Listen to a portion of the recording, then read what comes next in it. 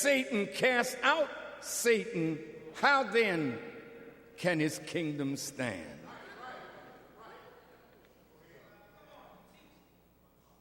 If God's coming is after the workings of Satan, how much time did God give Satan?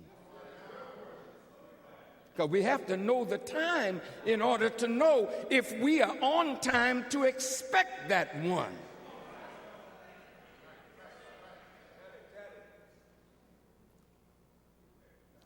The Bible teaches from its beginning, or the Genesis, which is timed 4004 BC. That is the coming into the world of Adam and the Adamic people or race. And Adam and his world, based on rebellion to God, would have a time to rule, and that time was 6,000 years. So in the book of Revelations, it teaches us, count the number of the beast, for it is the number of a man, 666. A lot of wisdom in those 3 sixes, which is not our subject today. But know that we have been given the answer to that from God through the Honorable Elijah Muhammad. Suffice it to say, Jesus of 2,000 years ago was 2,000 years ahead of the end of Satan's time. Therefore, Jesus of 2,000 years ago could not affect the change that was in his heart to bring about. So Jesus prophesied that one was coming after him. Listen to Jesus' words. It is expedient for you that I go away. For if I go not away, the Comforter cannot come unto you. But if I go away, I will send him unto you in my name. Now, Jesus is talking not about himself. He's talking about somebody else coming in his name.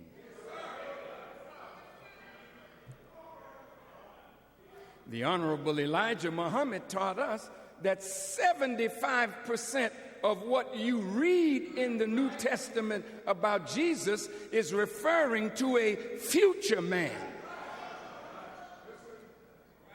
And if you study the scriptures carefully, you would have to admit that many mistakes were made if it's talking about the man 2,000 years ago. For instance,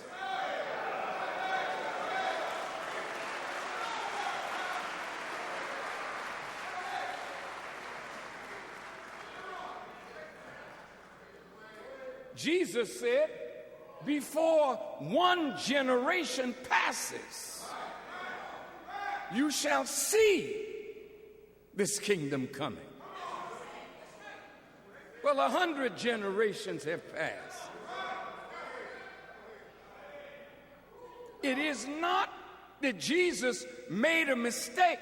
It is that the word that was put in the mouth of a man 2,000 years ago is correctly in the mouth of a man today. Who are you looking for? You are looking for a blonde-haired, blue-eyed Caucasian to come down from heaven? Wrong. Big wrong. Mistake. Lie. Deceit.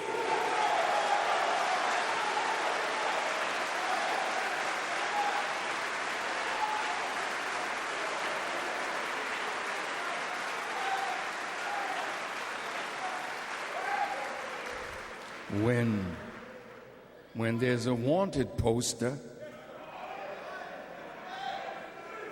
they try to give you an accurate description of the wanted one so that should you see him, you can notify the appropriate authorities.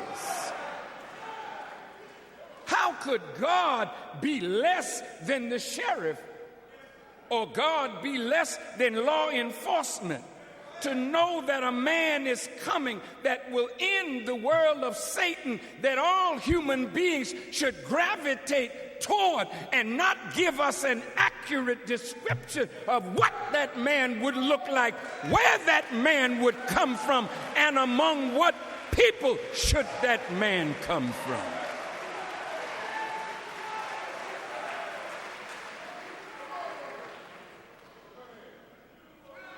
You say, well, what does this have to do with Michael Jackson? Just be patient.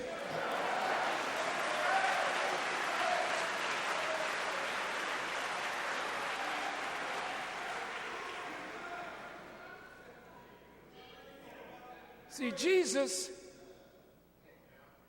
started his mission very narrow.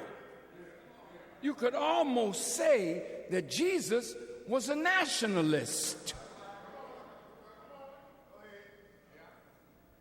I'm sure our nationalistic brothers would be pleased to know that they did refer to Jesus at one time as a nationalist, like Moses.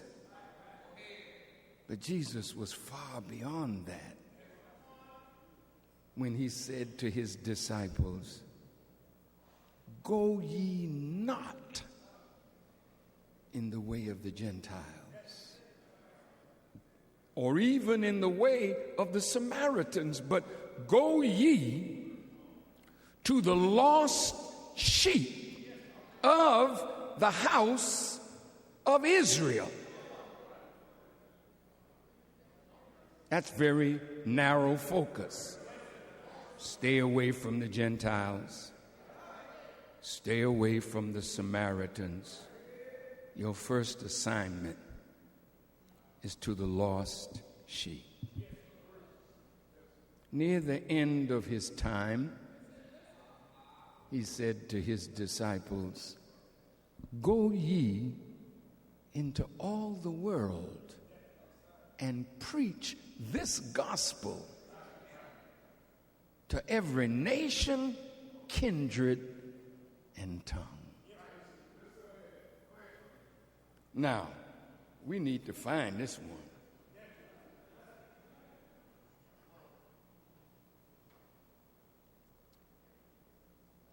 The Bible kept telling us from Genesis through that he would come under the title Son of Man. This is the Bible talking. And to Muslims, I have to deal with the Bible first because the people don't know anything about the Quran. And it wouldn't be wise for me to start with the unknown. It would be wise for me to start with the known and then shepherd the people into the unknown. Don't you think that's wise?